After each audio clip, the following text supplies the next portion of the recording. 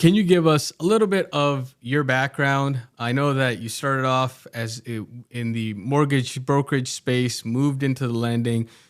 For you as personally, was mortgage brokeraging something that you'd always wanted to do since you were growing up? Was it something you fell into? How did you kind of get into that space?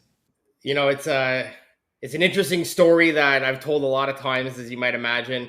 It's definitely a classic entrepreneur founder story, a little bit.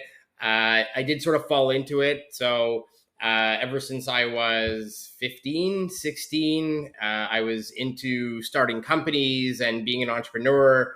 My family just said it was in my blood, I guess, or whatever. I couldn't avoid it. So even when I was in school or university, I was always doing something else on the side. And I actually got my start in technology.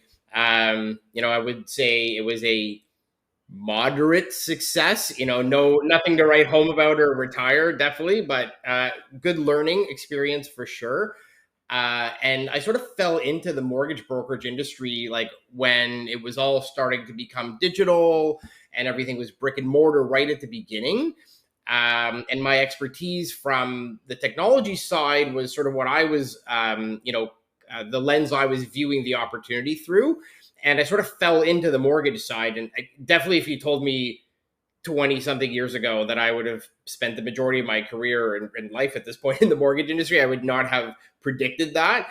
But it's been great. And, as you said, we did start as a mortgage brokerage.